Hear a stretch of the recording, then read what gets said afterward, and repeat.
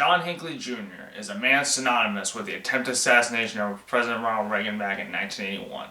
This video will be going over the origin story of John Hinckley and his origins, including what happened to him over the years after the attempted assassination and where he is right now. Join me, Brick Johnson, as we look into this history and ask ourselves, whatever happened to John Hinckley Jr.? John Hinckley Jr. was born on May 29th, 1955 to a wealthy family in Ardmore, Oklahoma. His father was the chairman and president of the Vanderbilt Energy Corporation, and his family moved to Texas when John Hinckley Jr. was 4 years old. He was raised in University Park, Texas, near Dallas in Dallas County, and graduated from Highland Park High School in 1974. His family would later move to Evergreen, Colorado after Hinckley graduated, where his father's business would relocate. During the next few years, while he would attend Texas Tech University off and on in 1976, after entering his freshman year of college, John Hinckley would drop out of college and move to California to pursue a dream of becoming a songwriter, which ended up failing. While he was living in Hollywood, he would see the movie Taxi Driver starring Robert De Niro and Jodie Foster 15 times in the theaters. Also during that time, he would work as a busboy in Evergreen, Colorado at a dinner club, and would attend Texas Tech University, changing his business major to English, before finally dropping out of college entirely by 1980. Between 1979 and 1980, John Hinckley would buy a .38 caliber target pistol for target shooting and would purchase exploding head devastators. These weapons would serve a purpose for his assassination attempt later on in 1981.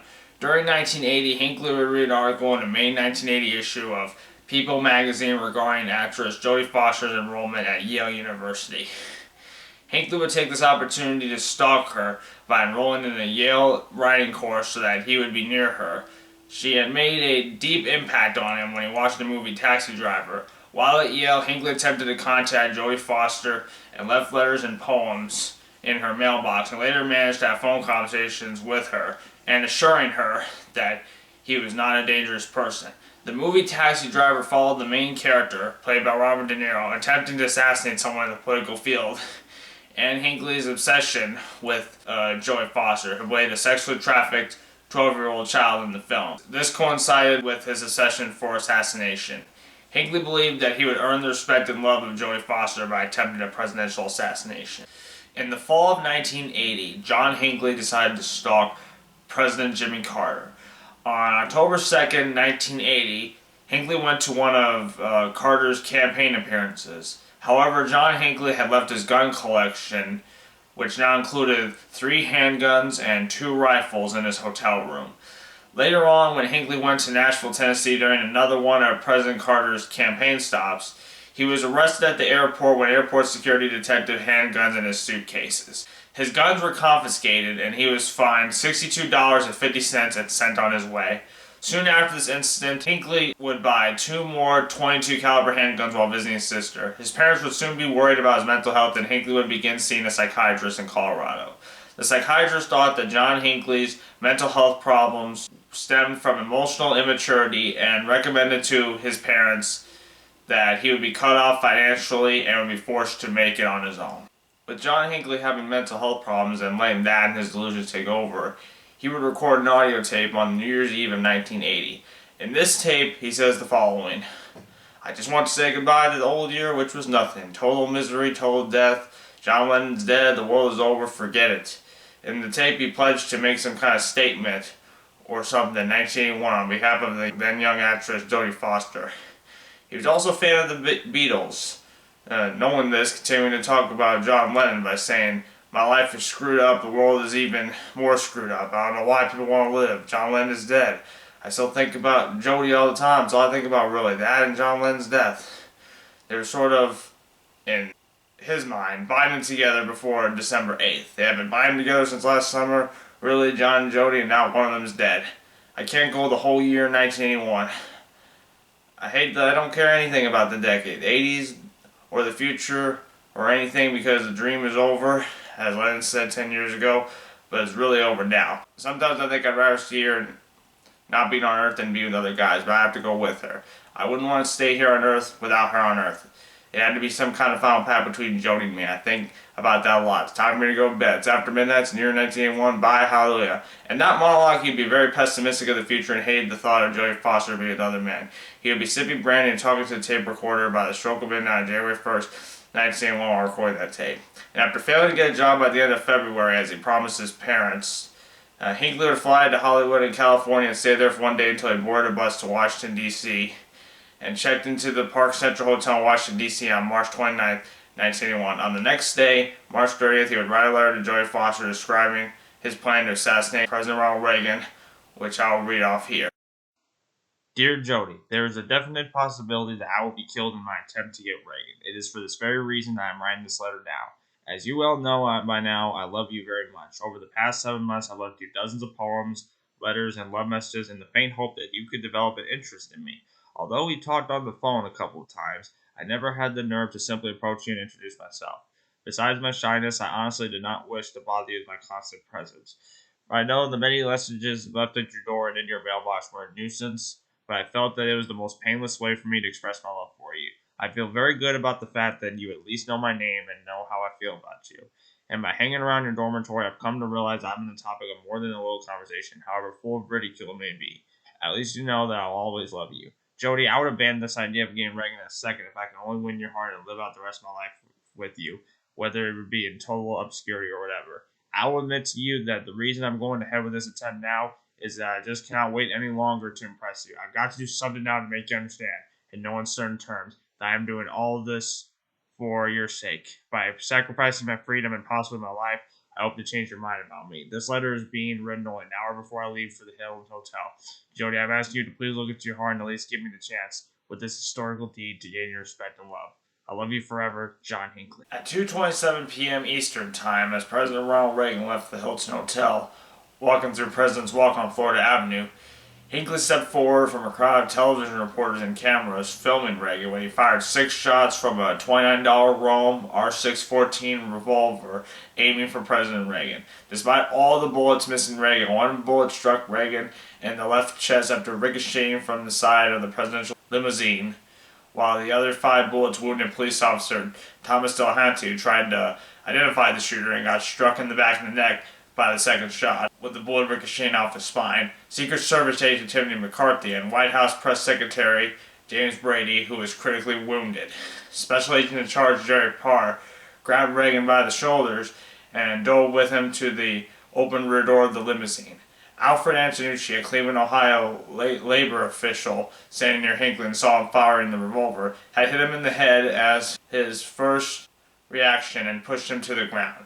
Joining Antonucci was Agent Dennis McCarthy, no relation to Timothy, who dove on him with the intent of protecting Hinckley and to avoid what happened to Lee Harvey Oswald, who got killed before he could be tried with President Kennedy's assassination in 1963. Another Cleveland, Ohio labor official, Frank J. McNamara, also joined in by punching John Hinckley in the head really hard, drawing blood as a result. Press Secretary James Brady had been shot by John Hinckley in the right side of his head, enduring a long replication period as a result, and remained paralyzed on the left side of his body after the shooting.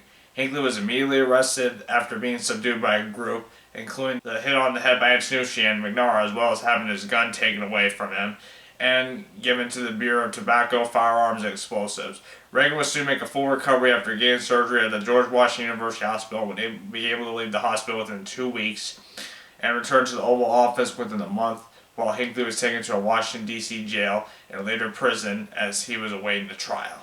At John Hinckley's 1982 trial in Washington, D.C., having been charged with 13 offenses, which included attempting to kill the president, assault on a federal officer, which was in relation to Thomas Delahanty, use of a firearm during the commission of a federal felony, 4 charges of assault with a dangerous weapon, 4 charges of assault with intent to kill while armed, assaulting a police officer with a deadly weapon, also relating to Thomas Delahanty, and carrying a pistol without the required license.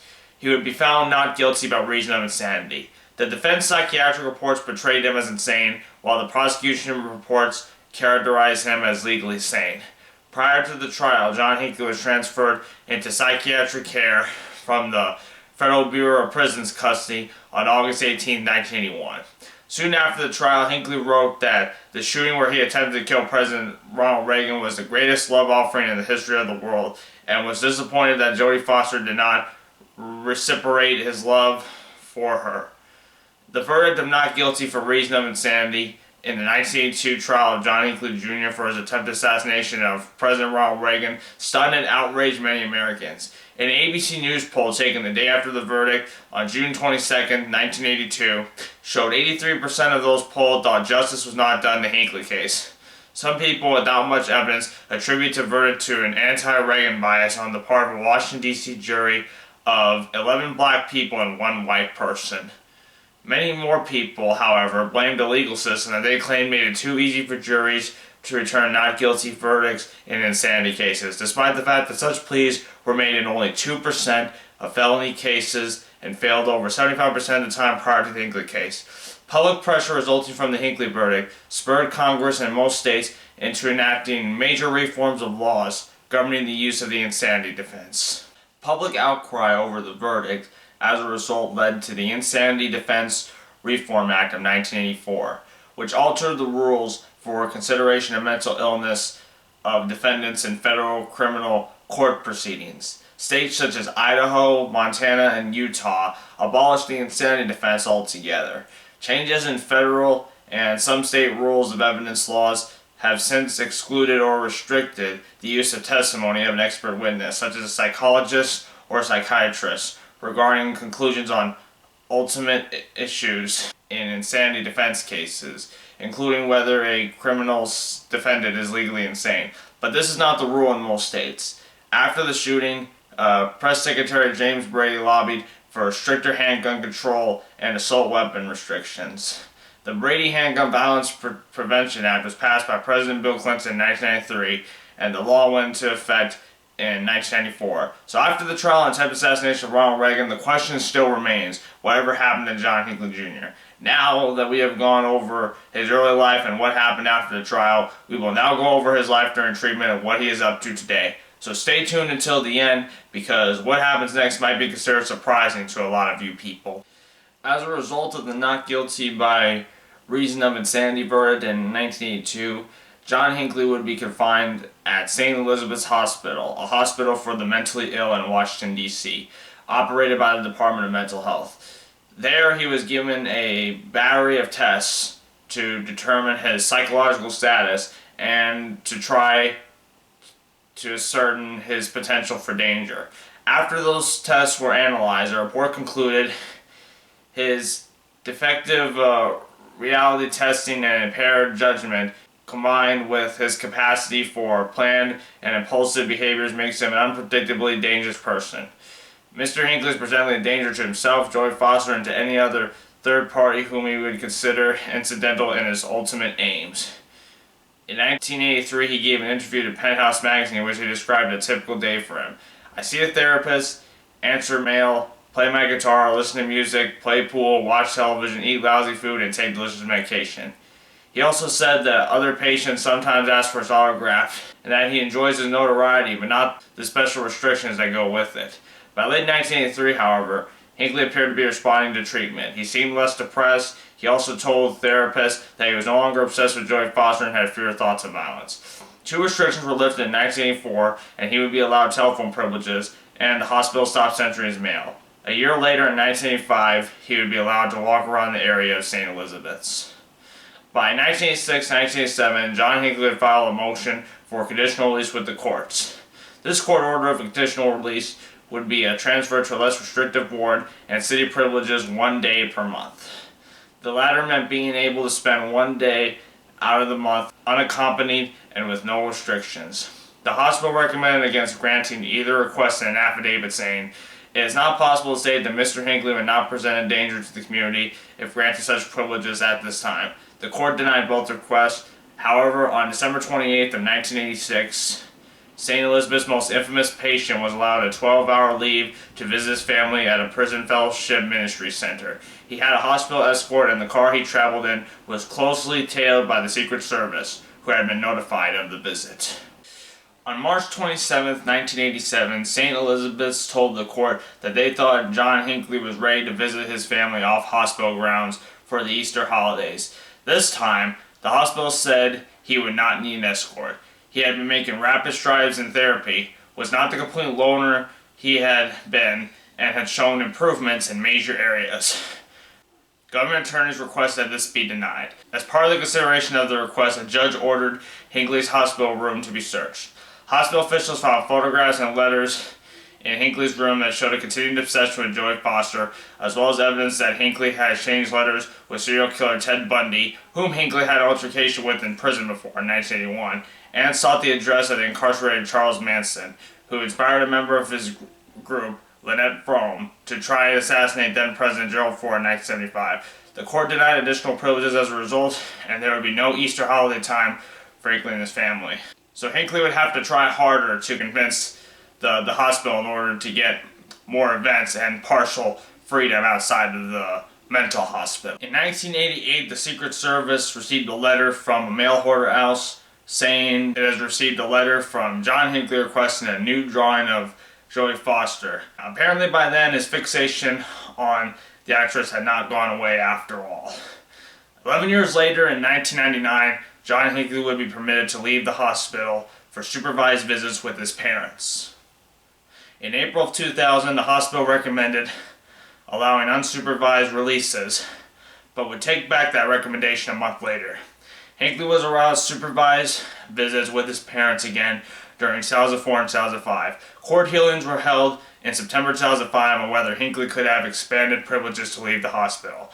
On December 30, 2005, a federal judge ruled that Hinckley would be allowed visits supervised by his parents to their home in Williamsburg, Virginia.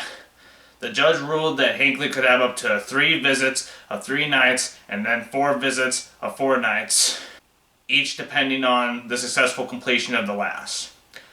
All of the experts who testified at Hinckley's 2005 conditional release hearing, including the government experts, agreed that his depression and psychotic disorder were on full remission and that he should have some expanded conditions of release. In 2007, Hinckley would request further freedoms, including 2 one-week visits with his parents and a month-long visit. U.S. District Judge for the District of Columbia, Paul L. Friedman, denied that request on June 6, 2007. Hinckley's father would die on January 29, 2008 at the age of 82. On June 17, 2009, Judge Friedman ruled that Hinckley would be permitted to visit his mother for a dozen visits of 10 days at a time, rather than 6 to spend more time outside the hospital, and to have a driver's license. The court also ordered that Hinckley be required to carry a GPS-enabled cell phone to track him whenever he was outside of his parents' home. He was prohibited from speaking with the news media. The prosecutors objected to this ruling, saying that Hinckley was still a danger to others and had unhealthy and inappropriate thoughts about women. Hinckley recorded a song, Ballad of an Outlaw, which the prosecutors claimed the song is reflecting suicide and lawlessness. In March of 2011, news media had reported that a forensic psychologist at the hospital testified that Hinckley has recovered to the point that he poses no imminent risk of danger to himself or others. On March 29, 2011, the day before the 30th anniversary of the assassination attempt, Hinckley's attorney filed a court petition requesting more freedom for his client, including additional unsupervised visits to the Virginia home of Hinckley's mother, Joanne. Later that same year, on November 30th, a hearing in Washington, D.C. was held to consider whether he could live full-time outside the hospital. The Justice Department opposed this, stating that Hinckley still posed a danger to the public. A Justice Department counsel argued that Hinckley had been known to deceive his doctors in the past. At this point, John Hinckley was getting close to freedom by having visits with his family members, such as his mother, but he was far from getting complete freedom yet. By December of 2013, the court ordered that visits be extended to his mother, who lives near Williamsburg. Hinckley was permitted up to 8 17-day visits, with evaluation after the completion of each one. On August 4th, 2014, White House Press Secretary under President Reagan at the time of the attempted assassination, James Brady, died. The death was ruled a homicide, which stemmed from the wound suffered from Hinckley's gunshot in 1981 from the attempted murder. Since Hinckley was originally found not guilty by reason of insanity, He did not face any charges in relation to James Brady's death, and since he died over 33 years after the shooting, prosecution of Hinckley would be null and void by the year and a day law that was in effect in Washington, D.C. prior to the 1987 ruling of United States versus Jackson, which rejected the ruling. The year and a day law would mean that Brady would have to be dead within a year and a day from his wounds after the shooting on March 30th, 1981. But no charges would happen to John Hinckley since Brady didn't die during that window of time, and once again because of the original verdict. Finally, on July 27th, 2016, a federal judge ruled that John Hinckley would be free from St. Elizabeth's Hospital on August 5th, as he was no longer considered a threat to himself or others. This would mean that after more than 30 years in a hospital, now being at the age of 61 at the time, and only being allowed to visit on certain occasions, he would be released from institutional psychiatric care on September 10, 2016 with many conditions. As a result, Hinckley was required to live full-time at his mother's home in Williamsburg, Virginia, with the following prohibitions and requirements imposed on him. He would be prohibited from the following: drinking alcohol, possessing any firearms, ammunition, other weapons and memorabilia of Jodie Foster, examples being photos or magazine articles of her, contacting the families of Reagan, Brady, and Foster, including herself and her agent, watching or listening to violent movies, television, or compact discs that have violent related music, accessing printed or online pornography, online access to violent movies, television, music, or magazines, speaking to the press, visiting present or past homes of the current or past presidents or certain past or present government officials, and graves of past presidents or certain past government officials, and driving from his mother's home more than 30 miles unattended or 50 miles when attended, and erasing his computer's web browser history. He is required to work at least 3 days a week, leave immediately if he finds himself approaching prohibited places, and record his web browser history. Although the court ordered a risk assessment to be completed within 18 months of his release, the risk assessment had not been done during that window as of May 2018. On November 16, 2018, Judge Friedman ruled Hinckley could move out of his mother's house in Virginia and live on his own upon location approval from his doctors. On September 10, 2019, Hinckley's attorney stated that he had planned to ask for full unconditional release from the court orders that determined how he could live by the end of that year. Prior to the attempted assassination, John Hinckley had made unsuccessful efforts to become a songwriter. After release with his restrictions, he posted music online anonymously, but had received little interest in his music. In October of 2020, a federal court ruled that Hinckley may showcase and market his artwork, writings, and music publicly under his own name, but his treatment could resign the display privilege. With that, he finally got his wish to share his own music on the internet, and Hinckley would create his own YouTube channel on November 2nd, 2020. On his YouTube channel, he would post himself performing original songs with his guitar, including covers of songs such as Blowin' in the Wind by Bob Dylan and Can't Help Falling in Love by Elvis Presley. His first video, which would be of him performing his original song Majesty of Love, was posted on December 11, 2020. Currently, as of August of 2022, he has almost 30,000 subscribers on his YouTube channel, as the time of the script being written, of course. And I will show you some clips of John Hinckley singing certain songs and his own original songs right here. Hello everybody, this is an original song I wrote not long ago.